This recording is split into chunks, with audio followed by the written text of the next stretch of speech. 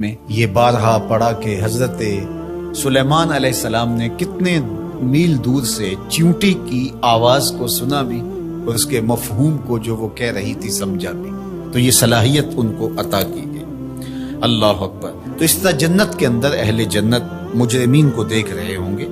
جو جہنم کی آگ میں جل رہے ہوں گے، اور ان سے سوال کریں گے، باقاعدہ ان سے بات کریں گے اور پوچھیں گے ان کو کیا ما سلککم فی سقر، وہ انہیں کہیں گے کہ تم جہنم میں کیسے آئے؟ قالوا لم نک من المصلین،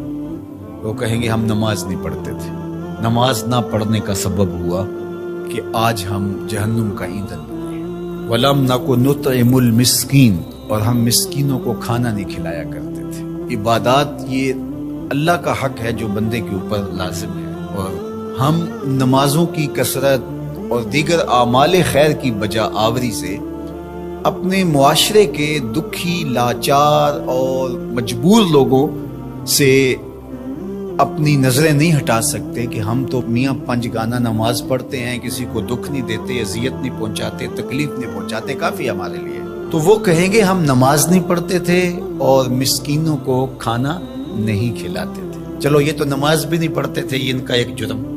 اور دوسرا جرم کہ وہ مسکینوں کو کھانا نہیں کھلاتے تھے اور جہنم کی آگ میں جل رہے ہیں۔ اور اگر کوئی نماز پڑھتا ہو لیکن مسکینوں کو کھانا نہیں کھلاتا، اچھا وہ اگر یہ کہے کہ میں کھانا اس لیے نہیں کھلاتا کہ میرے پاس مالی استطاعت نہیں ہے کہ میں کسی کی ضرورت کو پورا کر سکوں، لہٰذا میں بری ہوں، لیکن قرآن نے اس سے بھی آگے کی بات کی۔ جو شخص مالی طور پہ مستحکم نہیں ہے لیکن اللہ نے اس کو زبان دی ہے، اللہ نے اس کو اثر و رسوخ دیا ہے، وہ کسی کو ترغیب دے کر کے کسی دکھی کی ضرورت کو پورا کروا سکتا ہے،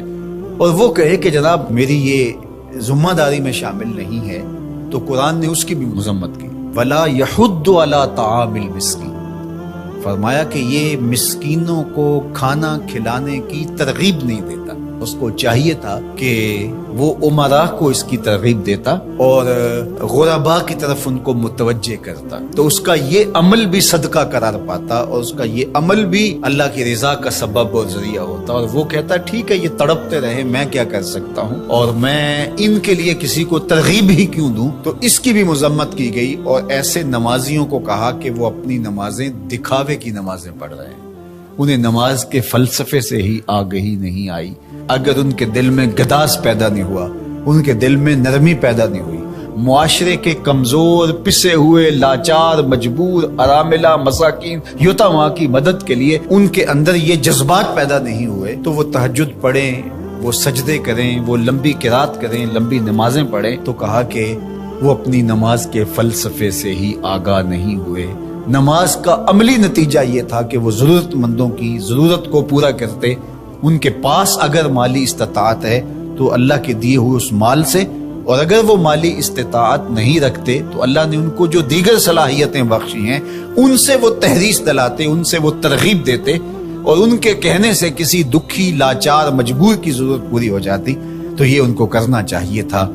حضرت سیدنا شیخ عبد القادر الجیلانی علیہ رحمہ و رضوان فرماتے ہیں آدھا فقر برہنہ بدن لوگوں کو لباس دینا اور بھوکوں کو کھانا کھلانا، باقی عبادات، نیکیاں، چلے، مراقبے، ریاستیں، یہ جو کچھ ہے یہ آدھا ہے،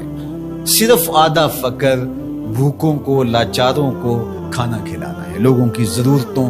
اور لوگوں کی احتیاج میں ان کے کام آنا۔